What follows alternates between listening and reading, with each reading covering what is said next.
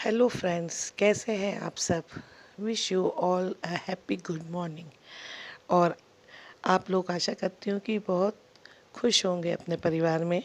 और एक बार फिर मैं आपकी दोस्त अलका आपसे मिलने के लिए आपके सामने आई हूँ। और आज का मेरा वीडियो है रक्षाबंधन, जो कि 22 अगस्त को पड़ने वाला है। और ये त्यौहार सभी बहनों के लिए बहुत ही इम्पोर्टेंट होता है और वो काफ़ी समय से इनका इंतज़ार करती हैं। और अभी तो वो पूरी तरह से लगी हुई हैं रक्षाबंधन की तैयारी करने में।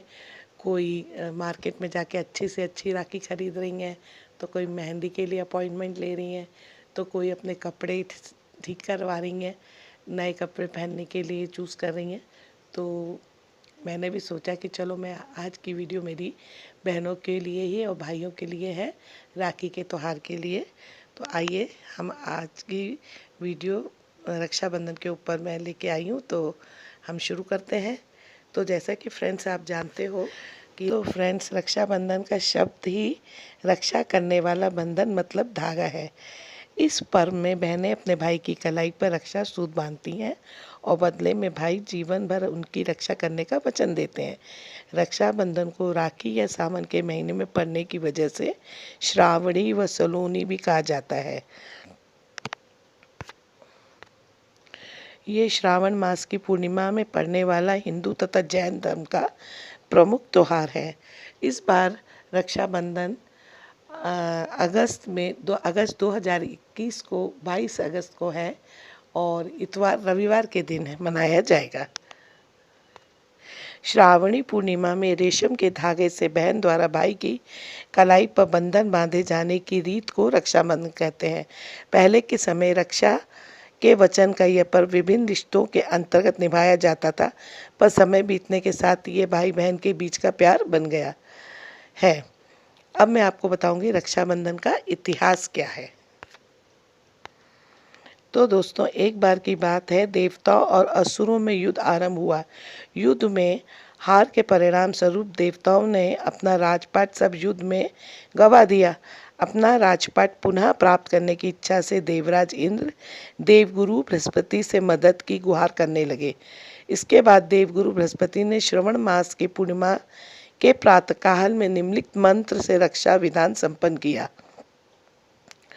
तो ये मंत्र है, येन बुद्धो बलिराजा दानवेंद्रो महाबल तेन त्वामिभि विघ्न नामी रक्षे माँ चल। इस पूजा से प्राप्त सूत्र को इंद्राणी ने इंद्र के हाथ में बांध दिया, जिससे युद्ध में इंद्र को विजय प्राप्त हुआ और उन्हें अपना हारा हुआ राजपाट दोबारा मिल गया। तब से रक्षाबंधन का त्यौहार मनाया जाता है। रक्षाबंधन भारतीय संस्कृति के अनुसार ये रक्षाबंधन का त्यौहार श्रवण मास की पूर्णिमा को, जैसे कि दोस्तों मैंने आपको बताया है, मनाया जाता है। ये त्यौहार भाई बहन के स्नेह की डोर में बंधा होता है। इस दिन बहन अपने भाई के मस्तक पर टीका लगाकर रक्षा का बंधन बांधती है, जिसे हम राखी कहते हैं। श्रावण मास में चूँकि ये त्यौहार मनाया जाता है, तो इसके कई नाम दिए गए, जैसे श्रावण, सावन, सावनी या सलूनो भी कहते हैं। रक्षाबंधन में राखी या रक्षा सूत्र का सबसे अधिक महत्व है। पहले ज़माने में राखी कच्चे सूत जैसी सस्ती वस्तु से लेकर बांधी जाती थी, लेकिन जैसे जैसा आधुनिक युग बदलता गया, राखी ने रंगीन कलावे, रेशमी धागे तथा सोने या चांदी जैसी महंगी वस्तुओं का रूप ले लिया। रक्षाबंधन भाई बहन के रिश्ते का प्रसिद्ध त्यौहार है। रक्षा का मतलब सुरक्षा और बंधन का मतलब बांधे होता है। रक्षाबंधन के दिन बहनें भगवान से अपने भाइयों की तरक्की के लिए प्रार्थना करती हैं और बहनें भाई के माथे पर टीका लगाती हैं, उनकी आरती उतारती है, उनको मिठाई खिला के रक्षा सूत्र बांधती हैं और उसके बदले में भाई बहन को राखी का उपहार स्वरूप कुछ देते हैं और जीवन भर उनको उनकी रक्षा करने का वो प्रण करते हैं। राखी सामान्यतः भाई बहनों का ही बंधन है, परंतु ब्राह्मण, गुरुओं और परिवार में छोटी लड़कियों द्वारा सम्मानित संबंधियों जैसे पुत्री द्वारा पिता को भी बांधी जाती है। कभी कभी सार्वजनिक रूप से किसी नेता या प्रतिष्ठित व्यक्ति को भी राखी बांधी जाती है। रक्षाबंधन के दिन बाजार में कई सारे उपहार बिकते हैं। उपहार और नए कपड़े खरीदने के बाजार में लोगों की सुबह से शाम तक होड़ लगी रहती है। घर में मेहमानों का आना जाना रहता है और इस दिन भाई अपने बहन को राखी के बदले कुछ उपहार देते हैं। रक्षाबंधन एक ऐसा त्यौहार है जो भाई बहन के प्यार को और मजबूत बनाता है। इस त्यौहार के दिन सभी परिवार एक हो जाते हैं और राखी, उपहार और मिठाई देकर अपना प्यार साझा करते हैं। दोस्तों, उत्तरांचल में इसे श्रावणी कहते हैं। इस दिन यजुर्वेदी द्विजों का उपक्रम होता है। उत्सर्जन, स्नान विधि, ऋषि तर्पण आदि करके नवीन यज्ञोपवीत धारण किया जाता है। ब्राह्मणों का ये सर्वोपरि त्योहार माना जाता है। वित्तीवान ब्राह्मण अपने यजमानों को यज्ञोपवीत तथा राखी देकर दक्षिणा लेते हैं। अमरनाथ की धार्मिक यात्रा गुरु पूर्णिमा से आरंभ होकर रक्षाबंधन के दिन संपूर्ण होती है। कहते हैं इस दिन यहाँ का हिमानी शिवलिंग भी अपने पूर्ण आकार का प्राप्त होता है। इस उपलक्ष्य में इस दिन अमरनाथ गुफा में प्रत्येक वर्ष मेला का आयोजन भी किया जाता है। महाराष्ट्र राज्य में ये त्यौहार को नारियल पूर्णिमा या श्रावणी के नाम से जाना जाता है। इस दिन लोग नदी या समुद्र के तट पर जाकर अपने जनेऊ बदलते हैं और समुद्र की पूजा करते हैं। इस अवसर पर समुद्र के स्वामी वरुण देवता को प्रसन्न करने के लिए नारियल अर्पित करने की भी परंपरा है। यही कारण है कि इस दिन के लिए मुंबई के समुद्र तट नारियलों के फलों से भर जाते हैं। राजस्थान में राम राखी और चूड़ा राखी या लूम्बा बांधने का रिवाज है। राम राखी सामान्य राखी की तरह होती है और दोस्तों, राम राखी जो होती है वो आम राखी की तरह से नहीं होती है बल्कि उनसे भिन्न होती है। इसमें लाल डोरे पर एक पीले छिटों वाली फुदना लगा होता है। यह केवल भगवान को ही बांधी जाती है। चूड़ा राखी भाभीियों की चूड़ियों में बांधी जाती है। जोधपुर में राखी के दिन केवल राखी ही नहीं बांधी जाती बल्कि दोपहर में पद्मसर और मिनका नाडी पर गोबर, मिट्टी और भस्मी से स्नान कर शरीर को शुद्ध किया जाता है। इसके बाद धर्म तथा वेदों के प्रवचनों, अरुंधति, गणपति, दुर्गा, गोभीला तथा सप्तऋषियों के दर्भ के पूजा स्थल बनाकर उनको मंत्रोच्चारण के साथ पूजा की जाती है। उनका तर्पण कर पितृ ऋण चुकाया जाता है। धार्मिक अनुष्ठान करने के बाद घर आकर हवन किया जाता है। वही रेशमी डोर से राखी बंधाई जाती है। राखी को कच्चे दूध से अभिमंत्रित करते हैं और इसके बाद ही भोजन करने का प्रावधान होता है। तमिलनाडु, केरला, महाराष्ट्र और उड़ीसा के दक्षिण भारतीय ब्राह्मण इस पर्व को अवनी अवित्तम कहते हैं। यज्ञोपवीतधारी ब्राह्मणों के लिए यह दिन अत्यंत महत्वपूर्ण है। इस दिन नदी या समुद्र के तट पर स्नान करने के बाद ऋषियों का तर्पण कर नया यज्ञोपवीत धारण किया जाता है। पुराने पापों को पुराने यज्ञोपवीत की भांति त्याग देने और स्वच्छ नवीन यज्ञोपवीत की भांति नया जीवन इस दिन आरंभ करने की प्रतिज्ञा ली जाती है।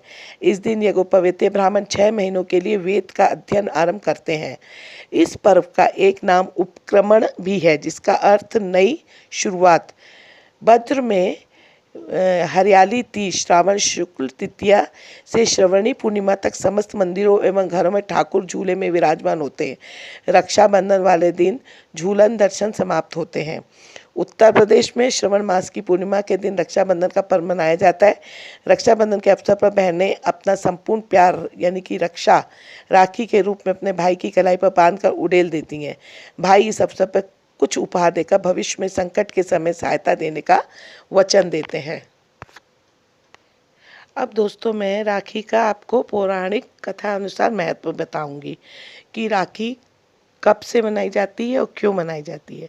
तो राखी का त्यौहार कब शुरू हुआ ये कोई नहीं जानता, लेकिन भविष्य पुराण में वर्णन मिलता है कि देव और दानवों में जब युद्ध शुरू हुआ तब दानव हावी होते नजर आने लगे। भगवान इंद्र घबरा कर बृहस्पति के पास गए। वहाँ बैठी इंद्र की पत्नी इंद्राणी सब सुन रही थी। उन्होंने रेशम का धागा मंत्रों की शक्ति से पवित्र करके अपने पति के हाथ में बांध दिया। संयोग से वो श्रावण पूर्णिमा का दिन था।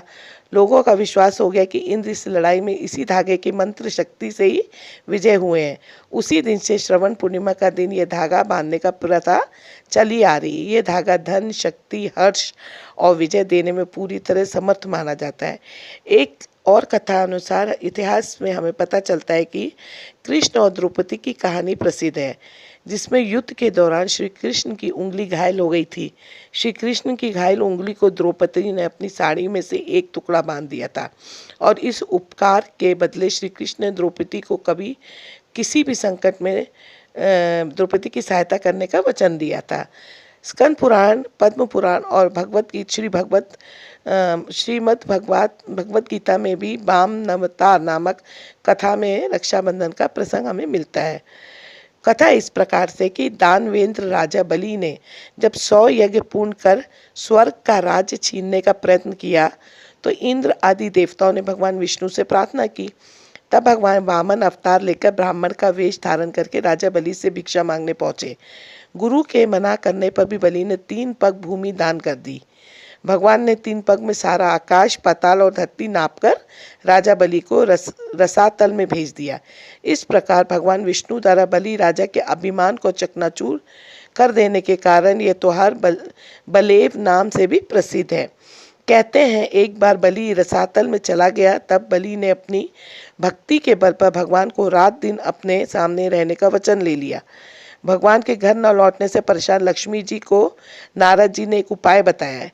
उस उपाय का पालन करते ही लक्ष्मी जी ने राजा बलि के पास जाकर उसे बंधन बांधकर, रक्षा धागा सूत्र बांधकर अपना भाई बनाया और अपने पति भगवान विष्णु को अपने साथ ले आईं। उस दिन श्रावणी मास की पूर्णिमा तिथि थी। विष्णु पुराण में भी ऐसा ही एक प्रसंग कहा गया है कि श्रावण की पूर्णिमा के दिन भगवान विष्णु ने हयग्रीव के रूप में अवतार लेकर वेदों को ब्राह्मण के लिए फिर से प्राप्त किया था। भगवान हयग्रीव को विद्या और बुद्धि का प्रतीक माना जाता है। अब दोस्तों मैं आपको बताऊंगी कि रक्षाबंधन कब है 2021 में, उसकी तिथि क्या है, महत्व क्या है और शुभ मुहूर्त क्या है। तो जैसे कि हम सब जानते हैं कि ये भाई बहन के प्रेम का प्रतीक का त्यौहार है, जहाँ इस दिन बहनें अपने भाई की सुरक्षा, सफलता, संपन्नता की कामना करती, वहीं दूसरी ओर भाई जो होते हैं अपनी बहन की रक्षा के लिए प्रण लेता है। भाई बहन के प्रेम का प्रतीक रक्षाबंधन का त्यौहार हर साल श्रावण मास की पूर्णिमा को मनाया जाता है। इस दिन बहनें अपने भाई की कलाई पर राखी बांधती हैं और इस दिन चूँकि राखी का विशेष महत्व होता है, इस दिन को राखी पूर्णिमा भी कहते हैं। अब 2021 में रक्षाबंधन कब है, तो दोस्तों हम देखते हैं जैसे कि 2021 में रक्षाबंधन 22 अगस्त को है। पूर्णिमा तिथि 21 अगस्त शाम से शुरू होगी और 22 अगस्त को रक्षाबंधन का त्यौहार धूमधाम के साथ मनाया जाएगा। 22 अगस्त को रविवार है। इसका शुभ मुहूर्त क्या है, तो पूर्णिमा तिथि प्रारंभ 21 अगस्त 2021 की शाम 3:45 तक। पूर्णिमा तिथि समापन कब है, 22 अगस्त 2021 की शाम 5:58 तक। शुभ मुहूर्त सुबह 5:50 से शाम 6:31 तक। रक्षाबंधन की समय अवधि 12 घंटे 11 मिनट। रक्षाबंधन के लिए दोपहर में समय 1:44 से 4:23 तक। रक्षाबंधन की समय अवधि 12 घंटे 11 मिनट। अब दोस्तों आपको मैं ये बताऊंगी कि इस दिन बहन भाई की कलाई पर धागा बांधती है और उसकी रक्षा के लिए कुछ संकल्प लेती है। तो वो क्या संकल्प है वो मैं आपको बताती हूँ। सबसे पहले रक्षाबंधन के दिन बहन को स्नान आदि करके अपने इष्ट देव और राखी की पूजा करनी चाहिए। रक्षाबंधन के दिन राखी में स्वर्ण, केसर, चंदन, अक्षत और दूबा रखकर पूजा करें। पूजा के बाद अपने बड़ों का आशीर्वाद अवश्य लें। तो देखा दोस्तों आपने, ये त्यौहार भाई बहन के पवित्र रिश्ते और अटूट प्यार का प्रतीक है। आज के दौर में जब रिश्ते धुंधलाते जा रहे हैं, ऐसे में भाई बहन के पवित्र रिश्ते को मजबूत प्रेम पूर्ण आधार देता है। अब दोस्तों मैं आपको बताती हूँ कि भद्रा काल में कभी नहीं बांधे राखी। जैसे कि हमारे ज्योतिषी कहते हैं कि भद्रा काल में राखी बांधना अशुभ होता है। असल में शास्त्रों में राहु काल और भद्रा के समय शुभ कार्य नहीं किए जाते हैं। पौराणिक मान्यता के अनुसार भद्रा में राखी ना बांधने के पीछे कारण है कि लंकापति रावण ने अपनी बहन से भद्रा में राखी बंधवाई और 1 साल के अंदर उसका विनाश हो गया। इसीलिए इस समय को छोड़कर ही बहनें अपने भाई के कलाई पर राखी बांधती हैं। वही ये भी कहा जाता है कि भद्रा शनि महाराज की बहन है। उन्हें ब्रह्मा जी ने श्राप दिया था कि जो भी व्यक्ति भद्रा में शुभ काम करेगा उसका परिणाम अशुभ ही होगा। इसके अलावा राहु काल में भी राखी नहीं बांधी जाती है। अब दोस्तों मैं आपको रक्षाबंधन की विशेषता बताऊंगी। रक्षाबंधन का पर्व विशेष रूप से भावनाओं और संवेदनाओं का पर्व है। ये एक ऐसा बंधन है जो दो जनों को स्नेह की धागे से बांध ले।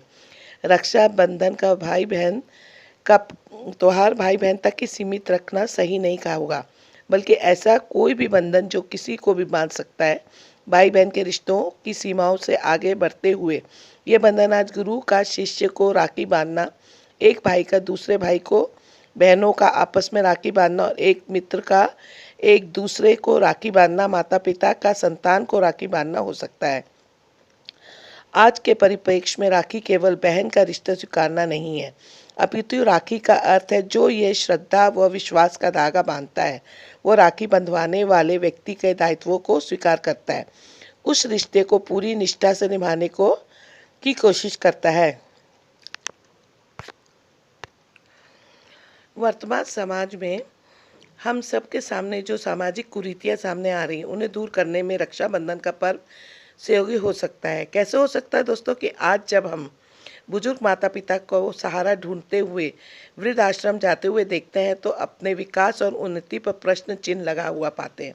इस समस्या का समाधान राखी पर माता पिता को राखी बांधना, पुत्र पुत्री के द्वारा माता पिता की जीवन भर हर प्रकार के दायित्वों की जिम्मेदारी लेना हो सकता है। इस प्रकार समाज की इस मुख्य समस्या को समाधान हम राखी के त्यौहार के रूप में कर सकते हैं। इस प्रकार रक्षाबंधन को दोस्तों केवल हम भाई बहन का पर्व न मानते हुए सभी को अपने विचारों के दायरे को विस्तृत करते हुए विभिन्न संदर्भों में इसका महत्व समझना होगा। अगर संक्षेप में देखा जाए तो इसे अपनत्व और प्यार के बंधन से रिश्तों को मजबूत करने का पर्व है। बंधन का यह तरीका ही भारतीय संस्कृति को दुनिया की अन्य संस्कृतियों से अलग पहचान देता है। अब दोस्तों मैं रक्षाबंधन का महत्व के बारे में बताऊंगी कि जो राखी का पर्व है वो श्रवण मास की पूर्णिमा को इस बार मनाया जाएगा वर्ष 2021 में, और ये 22 अगस्त के दिन मनाई जाएगी। ये भाई बहन के रिश्ते का टूट जोड़ का प्रतीक है। हमारी भारतीय परंपराओं का एक ये ऐसा पर्व है जो केवल भाई बहन के स्नेह के साथ साथ हर सामाजिक संबंध को मजबूत करता है। इसीलिए ये पर्व भाई बहन को आपस में जोड़ने के साथ साथ सांस्कृतिक सामाजिक महत्व भी रखता है। इसके महत्व को समझने के लिए पहले इसके अर्थ को समझना होगा। रक्षाबंधन रक्षा प्लस बंधन दो शब्दों से मिलकर बना है, अर्थात एक ऐसा बंधन जो रक्षा का वचन ले। इस दिन भाई अपनी बहन को उसकी दायित्वों का वचन अपने ऊपर ले लेते हैं। हमारे शास्त्रों में कई जगह ये उल्लेखनीय है कि जो मानव वृक्षों को बचाता है, उसकी रक्षा करता है, उसको सींचता है, वृक्षों को लगाता है, वो दीर्घकाल तक स्वर्ग लोक में निवास पाकर भगवान इंद्र के समान सुख भोगता है। हमारे पेड़ पौधे बिना किसी भेदभाव के सभी प्रकार के वातावरण में स्वयं को अनुकूल रखते हैं, मनुष्य जाति को जीवन दे रहे होते हैं। इस धरा को बचाने के लिए राखी के दिन आइए दोस्तों हम लोग ये प्रण करें कि वृक्षों की रक्षा हम करेंगे, और ये हमारे लिए बेहद ज़रूरी हो गई है। तो दोस्तों आइए हम सब मिलकर राखी का एक धागा बांधकर एक वृक्ष की रक्षा का वचन लेते हैं।